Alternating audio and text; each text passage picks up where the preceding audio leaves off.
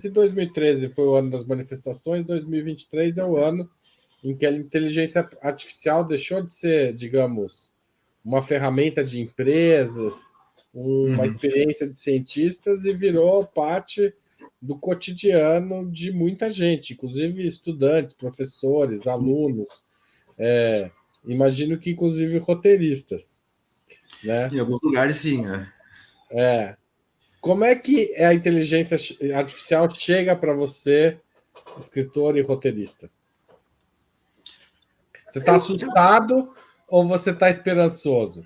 Você acha que ela hackeou o sistema da humanidade, que é o título de um artigo publicado, né, pela Economist, do Yuval Noah Harari, né, que fala isso, é autor do Sapiens e de Homo Deus, ou ela é, digamos, o fim do que o Marx chamava de pré-história da humanidade, ou seja, agora a gente vai realmente ter que imaginar um jeito de viver trabalhando muito menos, porque senão ninguém vai ter, se as pessoas dependerem apenas do trabalho para sobreviver, a maior parte das pessoas não terão trabalho. O que você acha?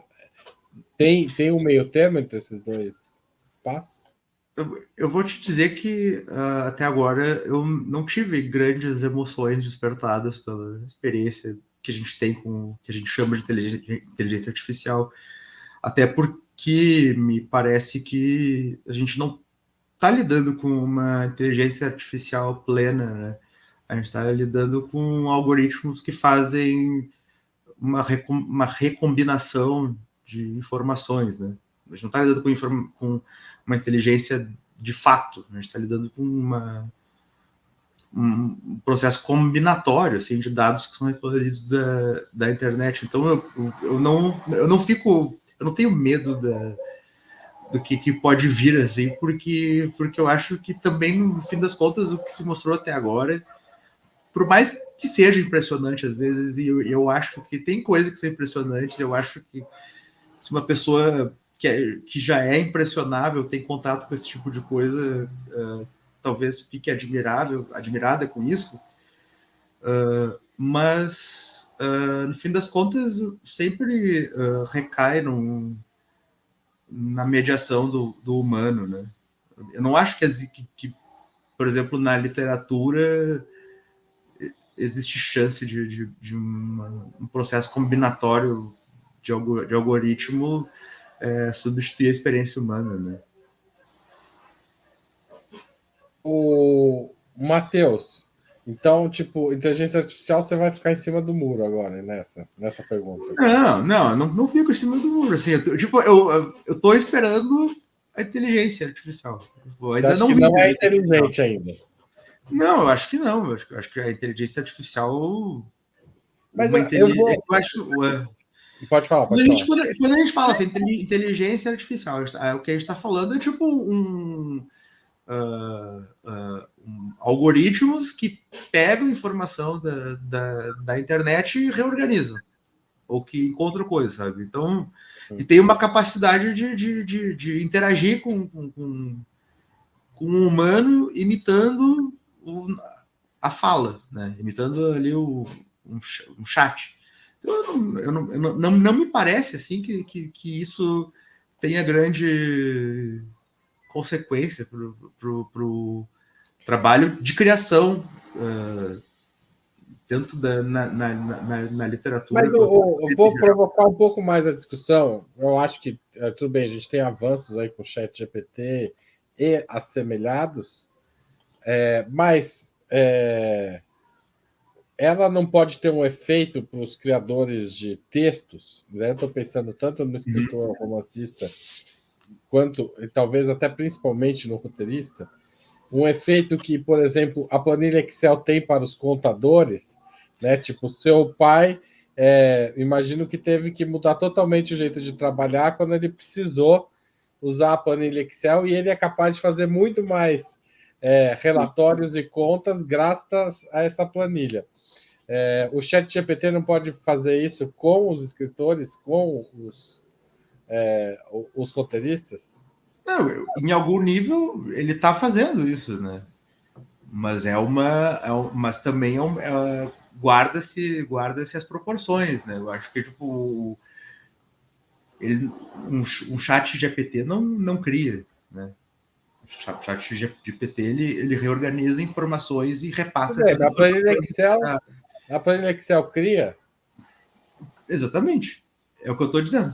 O que eu estou dizendo é que tipo existe essa chance de que ele pode sim oferecer alguma ferramenta e auxiliar esse tipo de coisa, mas também eu vejo como quase como tirando a alegria da descoberta, sabe? Acho que às vezes me parece que boa parte do processo de se escrever uma história é se colocar numa posição em que tu não sabe para que lado tu vai. E a alegria da descoberta está em encontrar a solução para esse problema. Se tu terceiriza isso e joga no chat GPT, assim, também qual é essa alegria da descoberta, sabe? Qual é a importância do teu processo de criação, sabe? Entendi. Então, você tem medo, digamos que assim, se tem um problema, é tirar o prazer de fazer o que você faz. No âmbito individual, sim. Mas assim, eu não tenho medo da tecnologia em si. O que eu tenho medo, talvez, é de como essa tecnologia pode ser cooptada pelas classes dominantes para subvalorizar o trabalho de quem lida com isso, né? Como acho que é mais evidente isso, por exemplo, agora com artistas visuais, né? Como tecnologias como Midjourney e outros bots de criação de imagem, me parece que os ilustradores e os desenhistas já saem em desvantagem ali, porque é muito mais fácil e mais barato alguém ali simplesmente digitar o que quer ver, em vez de contratar alguém que tem as habilidades para isso. Né? É mais fácil brifar o computador do que pagar o salário do ilustrador. Que sempre, me parece que é sempre muito mais fácil lidar com o computador do que com outra pessoa, né? No fim das contas, tu acaba cortando esse tipo de relação e tu, por consequência, acaba precarizando toda uma classe, né? Claro, com certeza. Matheus, por que 1000 placebos? Por que esse título? Tem um elemento, tem alguns elementos dentro da história, né, que justificam esse título, e aí eu não quero dar spoilers, né, mas tá ali. Mas também a ideia da pílula, né, tem algumas, tem um medicamento que é experimental dentro da história, esse medicamento tem uma certa importância no, na segunda metade da história. Mas eu também queria um título que fosse curto e tivesse algum impacto e que provocasse algum tipo de curiosidade. Assim. Eu acho que ele funciona nesse nível. E também a espécie, como eu estava interessado na ideia de circulação de informações e as informações sendo invalidadas e sendo testadas o tempo inteiro, eu meio que usei essa imagem da pílula sendo engolida, né? Tipo, das várias pílulas sendo engolidas, como sendo até esse processo das informações, né? Da circulação de informações. Agora, você concluiu e decidiu publicar o livro, embora tenha começado lá em 2013, durante a pandemia, certo? Isso. E a palavra placebo era uma palavra, digamos, do jargão pandêmico, Sim. né? A pandemia te levou um pouco para conseguir concluir esse livro? Como é que a relação da pandemia com o livro se estabelece? Bom, eu comecei a escrever ele em 2013, eu concluí a primeira versão dele em 2016. Em 16, um pouco mais ou menos naquele período que a gente estava falando sobre a eleição do Trump nos Estados Unidos, eu acabei voltando a ele porque eu sentia que estava no ar, sabe? O clima, aquela agitação toda em função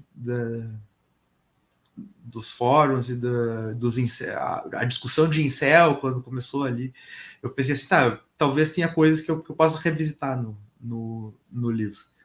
E eu voltei ao livro e eu fiz algumas alterações, e aí a versão final dele mais ou menos ficou pronta em 18. E aí em 2020, não, 21, E já tinha esse nome ou não? Já tinha esse nome. Quando é que foi que eu encontrei esse título? Eu acho que esse título eu atribuí ele em 16, porque aí foi quando eu retrabalhei alguns trechos do livro e a partir de um desses trechos eu pensei que seria um nome interessante. Mas não, eu não cheguei a levar em consideração a pandemia, né, na escrita, porque eu acho que também na pandemia eu não cheguei a escrever tanto sobre a pandemia, assim, e como a história, por mais que a história tenha atravessado, a história do processo desse livro tenha atravessado 8 anos, né, eu nunca alterei nada na ambientação dele. Muda bastante a situação. Uhum. O Matheus, pensando um pouco nessas questões culturais, da cultura, do mercado, como é assim, querer ganhar vida como artista e como roteirista, etc. Isso é difícil? Como é que quando que você percebeu que dava para ser por aí? É complicado, né? Acho que a gente está saindo de anos que foram extremamente complicados. Eu acho que até, inclusive, tem um grau de experiência pessoal, assim, porque a minha formação toda se deu naquele momento, dos anos 2010, em que estava ocorrendo um fortalecimento do setor cultural, muito do cinema também. Tinha umas perspectivas de mercado muito boas, né? 2011, 12, enfim, a gente sabe o que aconteceu depois, e piorou, não é algo assim que foi facilitado com o processo que a gente passou, assim. Mas é o que eu faço, né? Então a gente se adapta, eu acho, no fim das contas. Mas as perspectivas agora me parecem são um pouco mais otimistas do que há um tempo atrás. Tá dando para voltar a ser otimista, você acha? Eu sou cauteloso, né? Então, eu gosto de acreditar que sim. Com cautela, mas sim, né? A gente não pode também baixar a guarda, né? Tá certo. Do ponto de vista cultural, você tem acompanhado as políticas do governo, por falar nisso, para o setor do audiovisual e para outras áreas? Você Tenho acompanhado por cima, assim. Até porque nesse momento eu não tô tão antenado em produção de cinema, né? Não tô tão antenado no mercado cinematográfico por eu estar muito inserido agora no processo de divulgação do livro e eu estar mais circulando pela literatura, né?